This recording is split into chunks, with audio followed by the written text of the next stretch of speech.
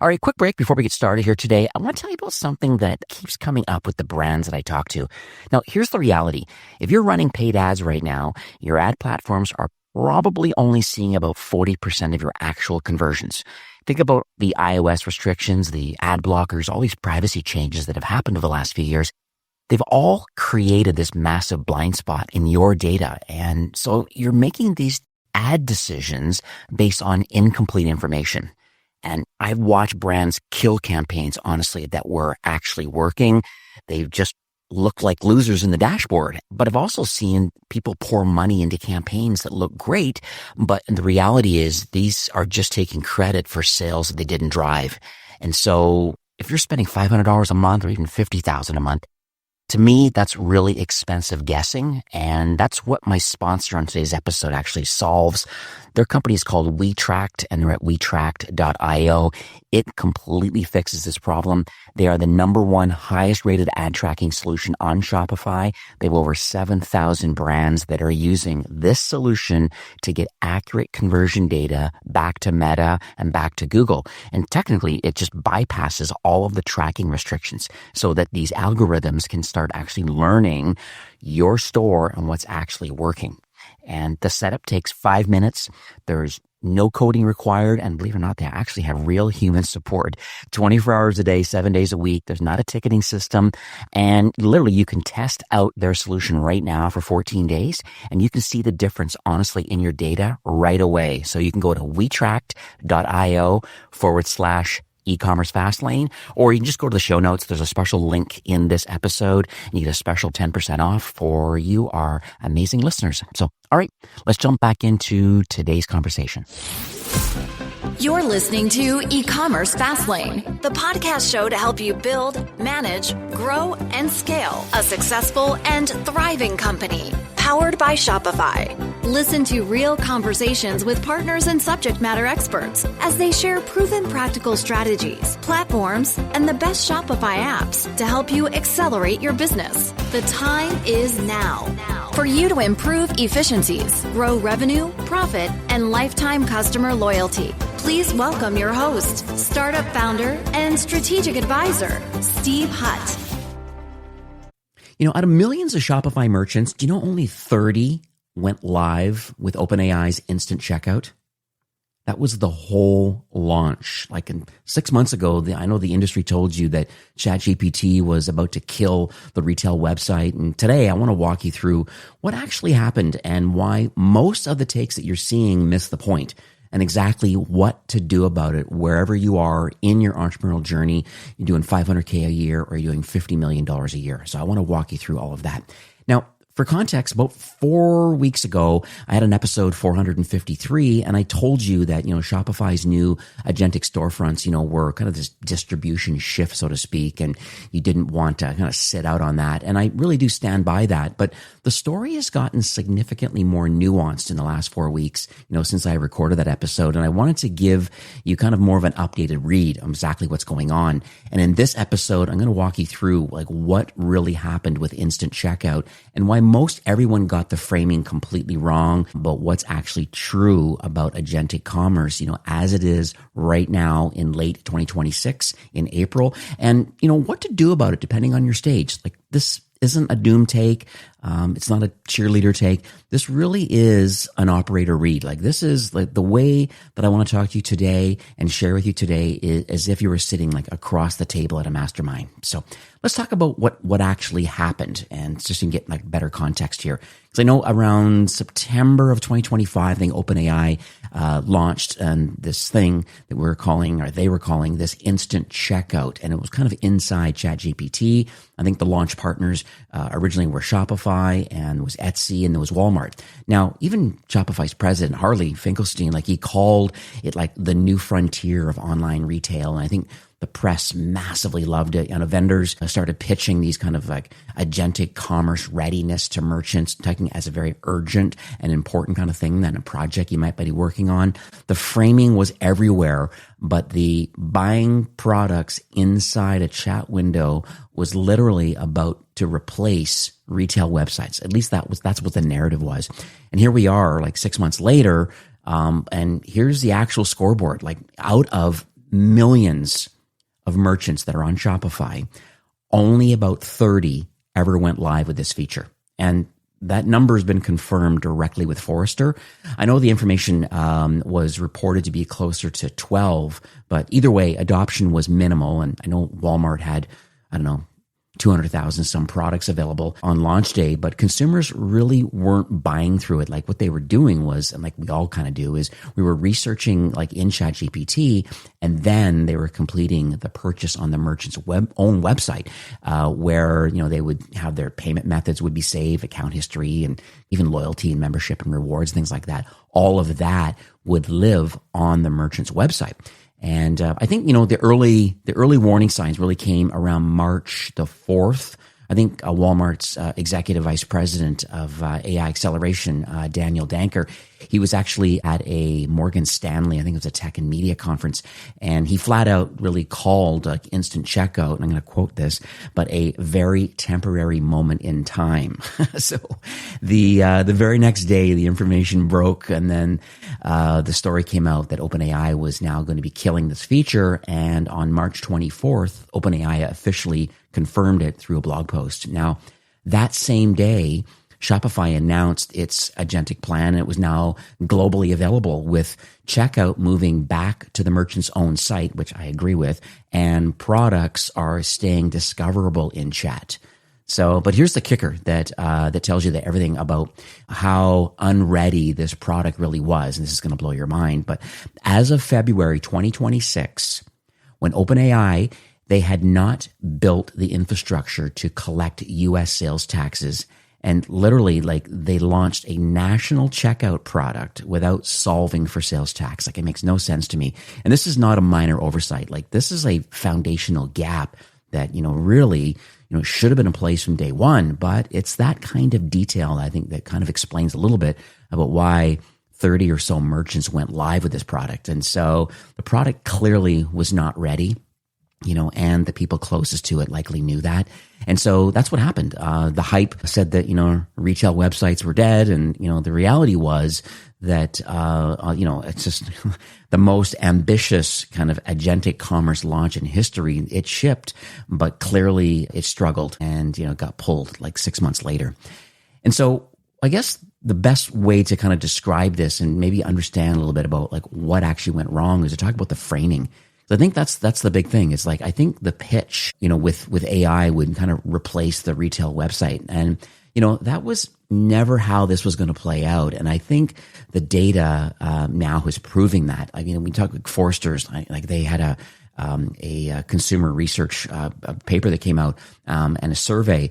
And I think they ran this one in March of 2026. And they found that completing a purchase inside, this is from them directly, completing a purchase inside an answer engine like ChatGPT or Perplexity is the least adopted use case among regular users of those platforms. So the top two use cases were exactly what you'd expect. And what we do, it's asking general questions and researching products. It's all part of this discovery and this research phase. And yes, buying right there in the chat, I'd probably say no. And that's the reason why it's been pulled. And I think there really is a more kind of structural reason behind this. And, once you see it and you understand the whole story, it really does start making a lot of sense, because full stack agentic commerce, where you do everything from discovery to purchase to fulfillment all within one AI experience, actually works in one place in the world right now, and it's China. It's Alibaba's Quen app, and it does it at scale. People literally are ordering food, they're booking travel, they're buying products kind of inside a very single conversational interface, like a super app. But it works because Alibaba owns the AI model, and they own the marketplace, they own the payment rails, they own the logistics, all of these things. They own the whole entire stack. I think what's interesting though, OpenAI tried to do the same thing in the United States, but without owning any of it. So it seems broke almost on every single dimension, like tax collection, how about real-time inventory, multi-item carts, just loyalty, like all these things, like customer trust, like all of it really was broken. And, and here's what I want to be a little bit honest with you, because I think this is the most important part of the conversation. I've spent nearly 20 years in e-commerce, and 6.5 of those like really inside Shopify. And I've watched literally hundreds of merchants make kind of implementation decisions literally in real time. And, I want to pattern what I want to name and this name it. And it's a fact that it's a trigger every alarm bell that I've ever had. And I use this term a lot. It's the whole shiny object syndrome or the shiny object pattern. And I see it a lot in these kind of, brands that have like good, clean, good market fit. And they're maybe doing $500K to up to $2 million, but literally like a vendor announces something like very unique and special, and the press writes up about it, that it's, revolutionary. And then suddenly merchants are, being told that they need to invest, engineering hours and marketing budgets, or operational intention needs to be applied towards this right now. And the merchants who actually did the smart thing, really weren't the ones who chased the announcement. What they did was they were the ones that kept building. What I'm going to talk about is more like the fundamentals, while everybody else was being a little bit distracted with that shiny object. And, here we are, 4 weeks ago, I told you to pay attention to agentic storefronts. And, I do stand by that, but I want to refine that a little bit. I think the version of agentic commerce that's actually going to matter looks very different, I think, from the version that were maybe sold to us like 6 months ago. And it's worth getting to that read right now before you spend like a single hour or a single dollar on it. So here's the strategic insight that I want you to internalize right now, because it does most of the work for understanding everything that comes next. Like agentic commerce is splitting cleanly into 2 layers. And this is what I want you to understand. The only one of them is consolidating an AI. Okay, so this first layer, which we all do right now, it's this discovery layer. Discovery is where AI is winning right now. And we know that. And it's winning fast. Like even Adobe's data shows that AI traffic to US retail sites grew 4,700% year over year. So AI referral traffic is up. I think it's set up to over 600% during Black Friday and Cyber Monday in 2025. Even Shopify's own data, this AI attributed orders, it grew 11 times in the last 12 months. And, this AI referred shoppers converts 31 to 42% higher than human shoppers from traditional channels. So this is not a hype number. This is real numbers that are compounding how people are finding products. So now the second layer is the transaction layer. Like transaction is where the merchants win. It is not even close. Like the trust lives on your storefront. Like you have your saved payment methods, as I mentioned before, and it lives on your storefront. Think about your loyalty memberships or your post-purchase support, returns, customer data, like even the merchant of record, like all these obligations, all of it lives with you, the merchant. So trying to, reallocate that into a chat window, that's the reason why it broke, like on every dimension. And I know OpenAI tried. So what's actually shipping right now in late 2026 right now in April is quite a lot actually. And most of it is, I think it's getting ignored a bit by the headlines. If you're a Shopify merchant, like agentic storefronts are now turned on by default for eligible stores. So your product gets surfaced right now in ChatGPT or in Copilot, AI mode, and Gemini. The customer completes their purchase on your storefront, right? On a mobile browser or on a new tablet or desktop. But you own the customer relationship and the data, and the orders flow to your Shopify admin like usual with referral attribution, so you can actually see where these sales come from. So Shopify went live with Agentic Plan globally, I think on March 24th. So this is the part that really didn't get enough attention, I believe. I think brands not on Shopify can now upload their products to Shopify catalog, and you can distribute through the same AI channels paying Shopify for the distribution layer rather than migrating to the whole entire platform. So just want to make sure you understand that. It's quite interesting. There's many brands, like most listening today, you have a Shopify storefront and you have agentic commerce plan that's like agentic commerce is turned on by default. But there's this thing called Shopify catalog where people that are not on Shopify yet can upload their catalog. And so Shopify is essentially now saying that like we'll be the master kind of like product graph for AI commerce, and it doesn't really matter like where you've built your store.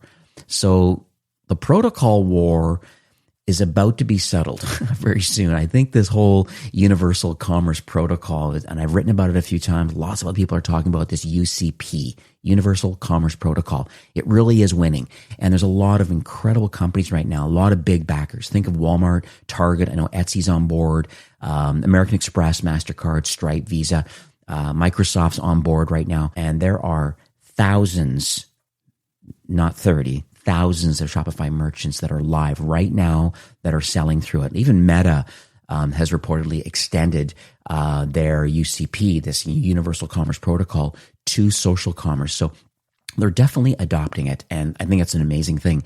There's also like one player conspicuously, I might add, who's absent from all of this, and it's one of the most important operators that aren't pricing in yet, and that's Amazon. That's the elephant in the room. Amazon is not part of UCP, this Universal Commerce Protocol, and they're not part of OpenAI's protocol either.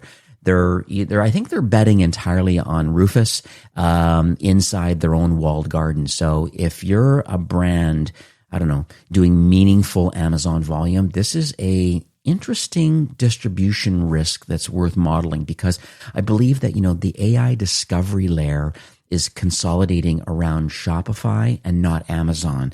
And that's a very strategic divergence that I really think could matter in the next 12 to 18 months. So where do we go from here? Like, I always like this show to be a little bit kind of like tactical too, not just strategy. And so here's, in my opinion, what to do this quarter, really depending on kind of where you are in your maturity and your complexity. I'd argue that if you're under 500K right now in annual revenue and you're early in your growth stage, like my advice is going to be pretty direct here. Don't lose a single hour of engineering or operational time on this agentic commerce kind of strategy work. Like, not this quarter. Instead, I think you should start working on what I'm going to call the boring fundamentals, but I really would get your product data clean, structured, like things like writing your product titles and descriptions, like the way a real human is actually searching for them in plain language. Like, fix your meta fields, like ship clean schema markup, like on your product pages. Like, this is exactly the kind of prep work that I believe really will make you discoverable in AI when AI really starts to matter for your category. It's also just good e-commerce hygiene, really, that, it pays back regardless of whether this agentic commerce becomes a major channel for you or not in the future. Now, if you're on the next level up, if you're scaling a bit more, now you're in the I usually say 2 to 5 million, but even from 2 to up to $20 million, I think the move is a little bit different here. I think we need to confirm this whole agentic storefronts. Number one, make sure it's turned on inside your Shopify admin, and it should be on by default. Like I said, if you're an eligible store, but double check and verify that. Then I would audit your top 25 product titles for what people are calling this answer engine optimization, this AEO. I think really, the test is pretty simple. Like, would a customer ask ChatGPT for the best, let's say the best item in your category under very specific price, actually find your product? Like, I would really start tracking this kind of AI referral traffic in your analytics, and really don't spend $1 optimizing it until you can see that it's showing up. Then you can spend. Now, if you're in the enterprise side, or at least in the high scaling side, like above $20 million, I believe you have a couple priorities here that you really need to figure out here. First, I want to make sure that your knowledge base content right inside Shopify, because I really feel that like that's where these AI agents are pulling from when they describe your brand and your products, like things like your brand voice, your FAQs, your policies. All of this matters now. Now, second, if you have a heavy Amazon exposure, and this is the strategic conversation to have with your team this quarter, but the whole AI distribution layer, is not necessarily consolidating around Amazon, and I think that symmetry is starting to widen. So I think the overall, in my opinion, this kind of universal advice across like every stage, no matter where you're at, early, mid-market, or enterprise, you really do need to treat AI as a discovery channel that drives traffic to your store and optimize for that reality for now. I think, I think you should probably ignore anyone right now that's trying to sell you on this kind of autonomous kind of AI checkout and chat. I think the major players just told you that this is not where agentic commerce is actually going. So just before we kind of recap, and I'd like to make sure this hits home, and with one kind of call to action. My opinion is that agentic commerce, it's not dead. So let's get that out of the air first. But I think it really is. It's splitting into a discovery layer that I think is consolidating into AI, and I also believe that the transaction layer, that's going to stay with you, the merchant. I think brands that understand this cycle, they're not going to be the ones who are going to chase the next announcement that's going to come in 2 months from now, 6 months from now. They're also going to be the ones who have, built a clean, structured kind of AI readable product data, while everybody else is kind of being distracted by the wrong story. So if you want to go back and listen to where I started this conversation, go back and check out episode 453 from April 1st. This whole topic maps directly to what I'm covering in the AI implementation chapter and the convergence advantage chapter in my upcoming book, Thriving with Shopify. So if you want more of this thinking week to week, the place to get this is inside Fastlane Insider, my newsletter. The link will be in the show notes below. It's really interesting stuff. It's really leading edge. Thank you so much for being here today. I really do massively appreciate you. I'm hoping this is being very impactful for you, and we'll see you on the next episode of E-Commerce Fastlane.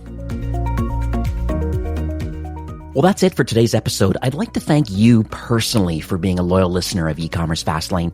It's my hope that this podcast is offering you a ton of value through growth strategies, tactics, and exclusive insider tips on the best Shopify apps and marketing platforms, all with my personal goal to help you build, manage, grow, and scale a successful and thriving company powered by Shopify.